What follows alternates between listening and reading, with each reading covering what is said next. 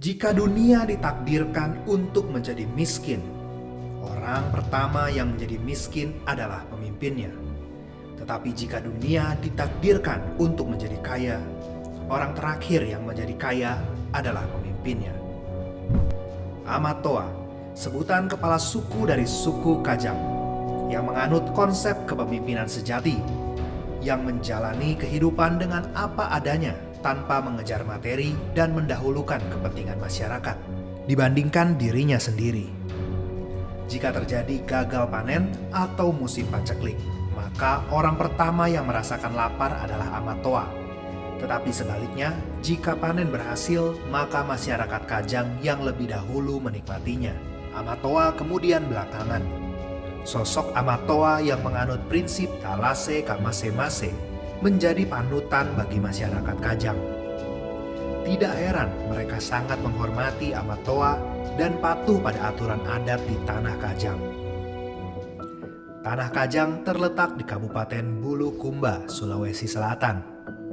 Orang Kajang sendiri menyebut daerahnya dengan nama Tanah Toa, yang artinya tanah tertua. Karena mereka meyakini bahwa Tanah Toa adalah daratan pertama yang diciptakan oleh Tuhan di awal mula kehidupan. Tanah Toa terbagi dalam dua kawasan, yaitu kawasan luar yang sudah terbuka dengan teknologi seperti listrik dan sepeda motor, serta kawasan dalam yang masih memegang teguh keasrian hidup dan kebergantungan kepada alam. Berbalutkan busana serba hitam dari ujung kepala sampai ujung kaki, lambang dari kesamaan dalam segala hal, termasuk kesamaan dalam kesederhanaan. Warna hitam juga merupakan warna yang dianggap sakral, karena menunjukkan kekuatan dan kesetaraan di hadapan Sang Pencipta.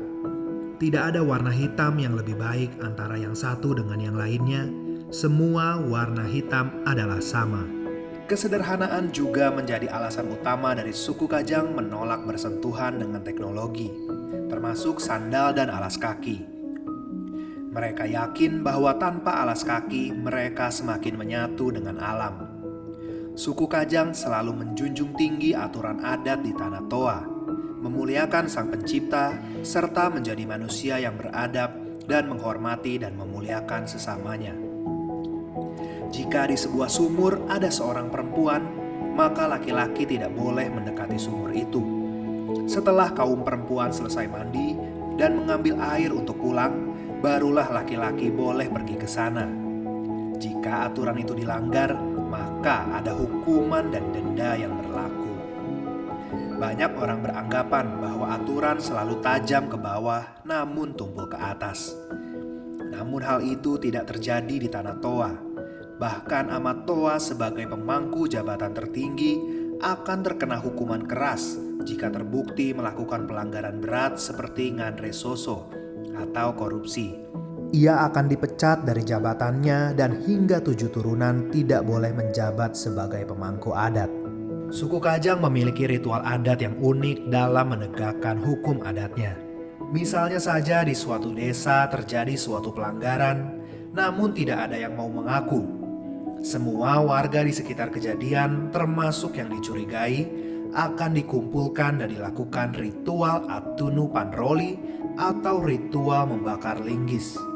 Semua yang hadir memegang linggis yang sudah dibakar sampai memutih. Orang yang tidak bersalah akan biasa-biasa saja saat memegangnya.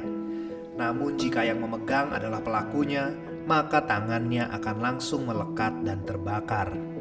Rasa hormat dan beradab juga mereka tunjukkan kepada alam. Masyarakat Kajang menganggap bumi adalah ibu yang harus dijaga dan dirawat. Di desa ini, orang dilarang untuk menebang pohon, kecuali untuk membuat rumah. Tua kun dari tanah kamase-mase ya, apa nijagai?